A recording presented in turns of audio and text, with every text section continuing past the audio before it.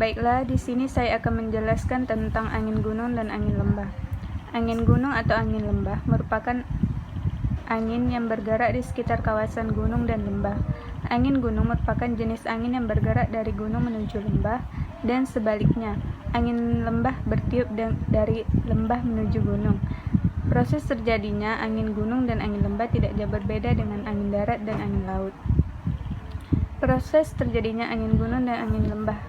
Angin lembah pada pagi hari sampai kira-kira pukul 14.00, gunung atau pegunungan lebih cepat menerima panas matahari jika dibandingkan dengan lembah. Karena itu, pada siang hari, suhu udara di gunung atau pegunungan lebih tinggi jika dibandingkan dengan lembah. Hal ini menyebabkan tekanan udara di gunung atau pegunungan relatif lebih rendah atau minimum, sedangkan tekanan udara di lembah tinggi, sehingga berembuslah angin dari lembah menuju gunung. Proses kejadian itulah yang dinamakan angin lembah. Jadi, angin lembah ini terjadi pada pagi hari sampai menjelang sore hari. Pada siang hari, lereng gunung mendapatkan panas secara cepat akibat radiasi yang diterima oleh lebih besar. Di dataran rendah, udara menjadi lebih dingin dibandingkan udara di atas lereng gunung. Karena itu, udara lereng gunung menjadi labil dan cenderung menaiki lereng. Karena ini juga disebut arus anabatik. Yang kedua, angin gunung. Pada sore hari dan malam hari terjadi kondisi yang sebaliknya. Di wilayah lembah, suhu udaranya masih relatif tinggi dibandingkan gunung atau pegunungan.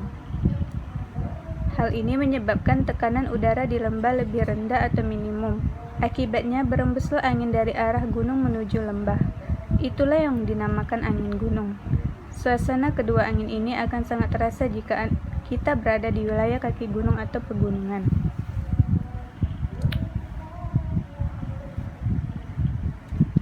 Pada malam hari, daratan tinggi atau puncak gunung di atas lereng gunung menjadi dingin secara cepat karena akibat kehilangan radiasi.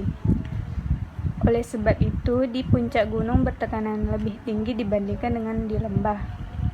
Udara yang lebih dingin memiliki densitas atau kerapatan udara yang lebih besar, kemudian akan mengalirkan udara ke lembah. Hal berikut ini juga sering disebut juga arus katabatik.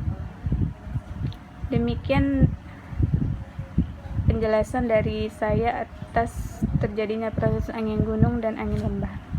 Baiklah, di sini saya akan menjelaskan tentang angin timur.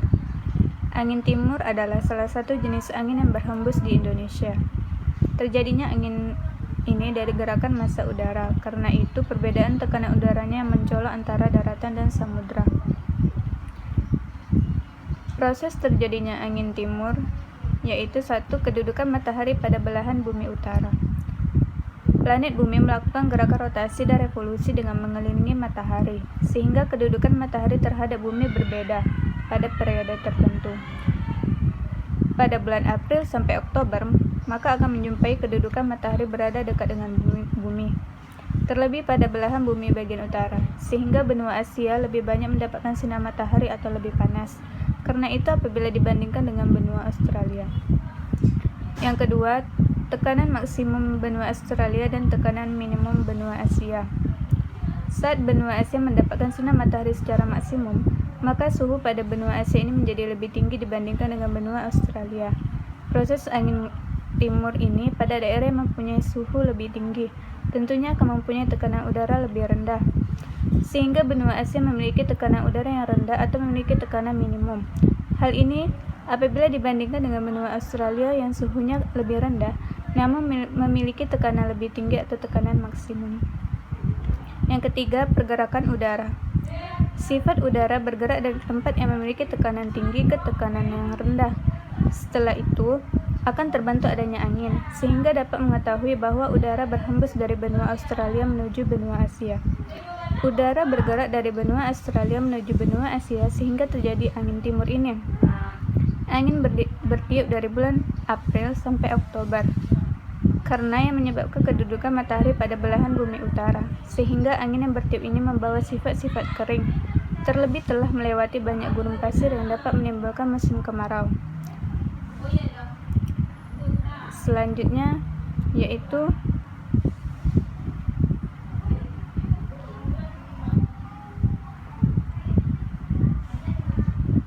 demikian penjelasan dari angin timur. Saya ucapkan terima kasih. Baiklah, di sini saya akan menjelaskan angin antipasat.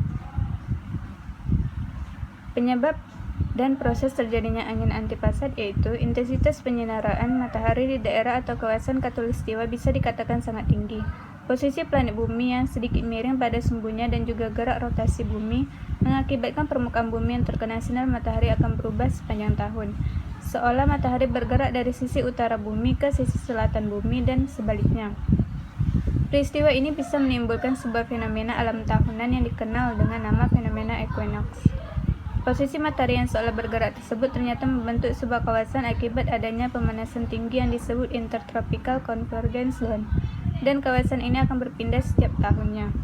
Selanjutnya, massa udara di kawasan Intertropical Convergence Zone dipindah ke atas menggunakan energi dari intensitas matahari yang tinggi. Akibatnya, terjadi kekosongan massa di kawasan ITCZ di bagian bawah, lalu tekanan udara menjadi rendah. Bagian bawah yang kosong tersebut diisi oleh massa udara lain yang berasal dari wilayah yang memiliki tekanan lebih tinggi. Peristiwa ini menyebabkan timbulnya angin pasat. Biasanya di kawasan ITCZ, massa udara yang naik secara vertikal akan berpindah arah menjadi horizontal dan terbagi menjadi arah lintang selatan dan lintang utara. Untuk angin pasat ke arah khatulistiwa, sedangkan angin tersebut menjauhi khatulistiwa. Terjadi kesinambungan dan perbedaan arah hembusan antara aliran udara atas dengan angin pasat yang menciptakan sebuah aliran udara yang dikenal dengan angin antipasat. Dari penjelasan di atas, terdapat aliran udara yang bergerak secara vertikal, dalam hal ini berada di kawasan khatulistiwa, di mana aliran udara ini bergerak ke arah kawasan atau daerah kutub untuk kemudian turun ke kawasan maksimum subtropik. Aliran ini juga diketahui sebagai angin antipasat. Di belahan bumi bagian selatan dikenal dengan sebutan angin antipasat barat laut, dan di belahan bumi bagian utara disebut dengan angin antipasat barat daya. Demikian dari penjelasan saya ucapkan terima kasih. Baik, di sini saya akan menjelaskan angin barat.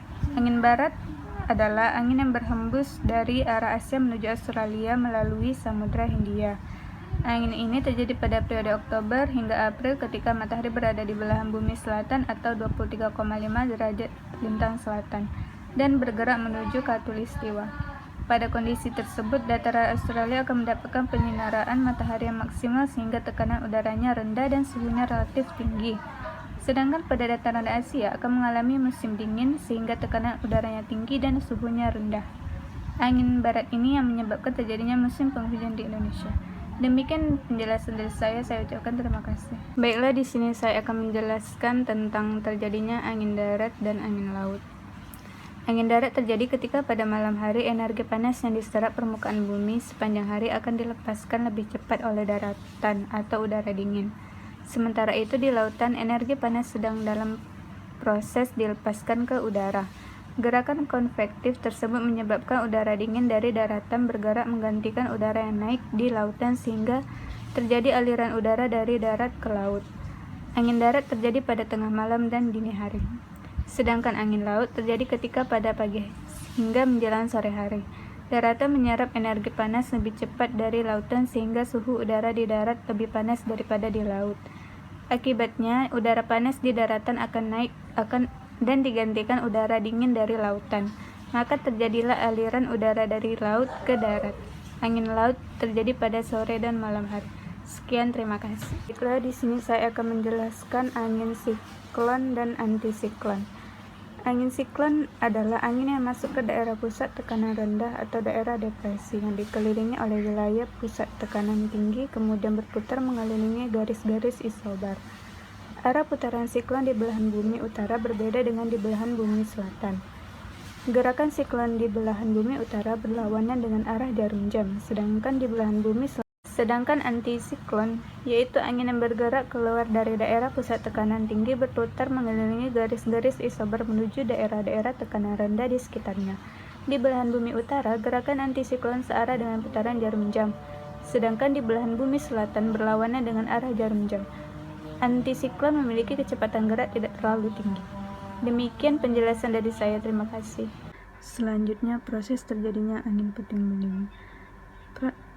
Proses terjadinya angin puting beliung biasanya terjadi pada musim pancaroba pada siang hari. Suhu udara panas, pengap, dan awan hitam mengumpul.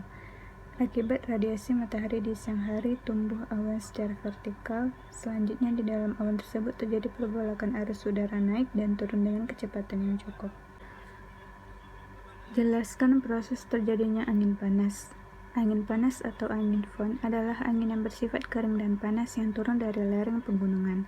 Angin ini terjadi karena turunnya kelembapan udara yang mendapatkan pemanasan secara dinamis, sehingga udara panas dan keringlah yang mengalir ke daratan.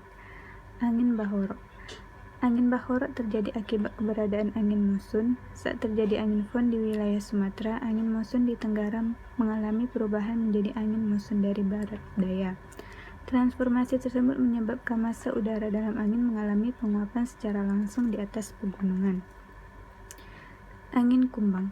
Angin kumbang terjadi karena daerah bayangan hujan pada bagian atas pegunungan terdapat angin yang meluncur menuruni pegunungan tersebut dengan kecepatan tinggi. Angin memiliki karakteristik jika turun 100 meter maka suhunya naik 1 derajat Celcius. Angin gending. Angin gending angin bersifat lokal, terjadi karena adanya perbedaan suhu yang tinggi antara daerah dataran tinggi dan dataran rendah. Hal ini laju mantan camat widang ini memicu pola sirkulasi angin secara lokal. Yang terakhir, angin berubuh terjadi karena ketika suatu massa udara bergerak ke arah pegunungan dan karena tidak kuat menahan massanya akan mengalami kondensasi pada suatu lereng. Akibatnya, angin yang membawa massa udara tadi tidak lagi mengandung uap air. Baiklah, di sini saya akan menjelaskan proses terjadinya pembentukan gelombang yang menghasilkan awan lentikularis dan rotor. Awan lentikular adalah awan gelombang orografik berbentuk lensa yang terbentuk ketika udara stabil dan angin bertiup melintasi di bukit dan pegunungan dari area yang sama atau serupa dari ketinggian yang berbeda melalui troposfer atau 6.500 sampai 16.000 kaki. Awan lentikular dapat dilihat seperti melayang-layang selama berjam-jam atau berhari, sehingga perubahan angin atau cuaca dan awan menyebar lalu berpecah. Awan yang tampak aneh dan tidak wajar ini terbentuk terutama dari sesuatu yang mengganggu aliran udaranya, yaitu bukit atau pegunungan. Sekian, terima kasih. Proses terjadinya angin pasat. Angin pasat terjadi karena adanya perbedaan kerapatan di udara di wilayah sekitar lintang 30 derajat dengan tekanan maksimum, baik itu lintang 10 derajat yang bertekanan minimum, baik itu lintang utara maupun lintang selatan. Angin pasat ini terjadi di kawasan utara garis khatulistiwa disebut angin pasat timur laut. Sekian, terima kasih.